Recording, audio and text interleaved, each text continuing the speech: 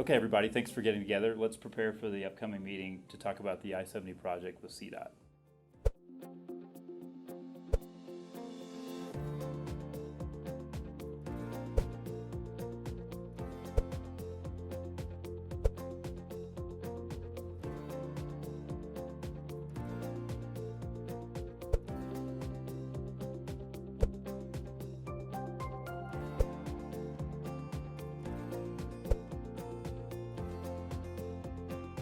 Over the past month, Lisa and her team have been able to develop ideas based on the challenges that CDOT's presented us, and now we have an opportunity to get back in front of them and get feedback on the ideas that we've developed.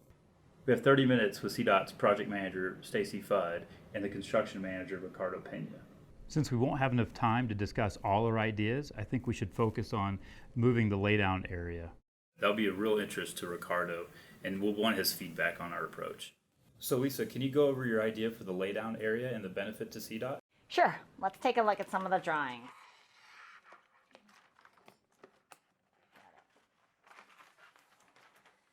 So we've already looked at some of the conceptual drawings for CDOT, and what we're thinking is that if we move the laydown area a quarter-mile south, this will help make the construction and access a little bit safer and easier. So what we found was that there should be room, and that based on our construction estimates, this will shave 3 weeks off of construction time. Additionally, we won't have to get any permits, and it'll end up being safer and easier for the construction folks. That's at least $11 million of savings right there. Great, but do we know the site is adequate for the contractor's needs? Absolutely.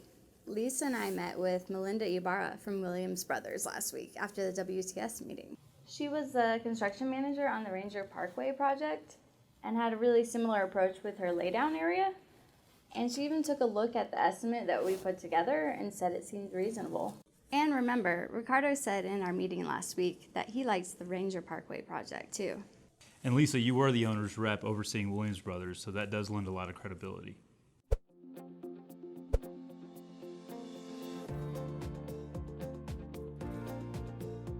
Lisa, make sure you convey to CDOT that you ran this by Williams Brothers. They'll really appreciate the fact that you've tested your idea with a contractor that they really trust. I want to make sure that we get a chance to test our delivery approach and also to make sure that we get our team locked in.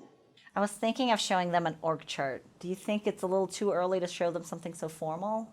I think we should just vet a couple of subs right now. If we lay out an org chart now, they may think it's set in stone. We really want their input first.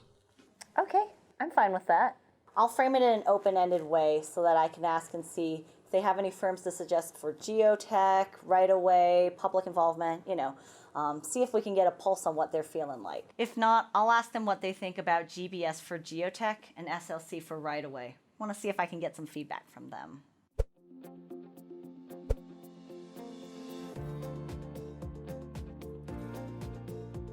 How are you going to test CDOT's reaction to Lisa as the project manager? If Lisa's in a room, we probably won't get direct feedback from CDOT. Let's see how Stacy and Ricardo react to Lisa as the project manager. Then we need to follow up and have a meeting with some additional CDOT staff and also try to find out about the selection committee.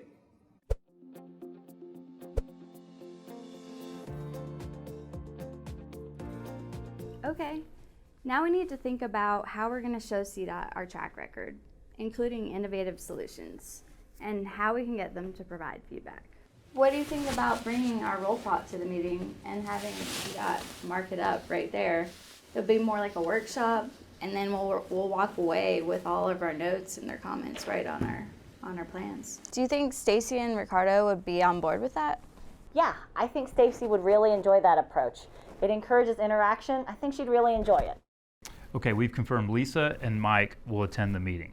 Lisa, you should facilitate so you come across as a really strong PM, and Mike could watch your body language and take notes over the course of the meeting. So lastly, what do we want to happen after this meeting?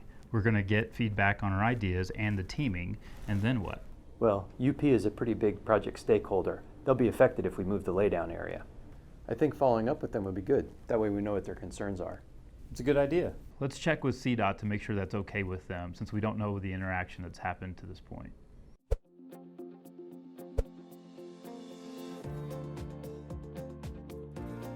I've summarize the information that we want to learn and the key messages that we want to deliver. First, we want to let them know that we've been thinking about their biggest project challenges and that we have innovative solutions that can save them time and money and add value. Second, we want to know what they think about our concept for the laydown area. That includes any concerns they may have, ideas, or questions. Next, we want to get their input on who to add to the team, primarily in the critical areas of geotech and survey. And we really want Lisa to shine as a project manager, so it's clear to CDOT that she's invested in them and that she's excited about the project. Am I missing anything?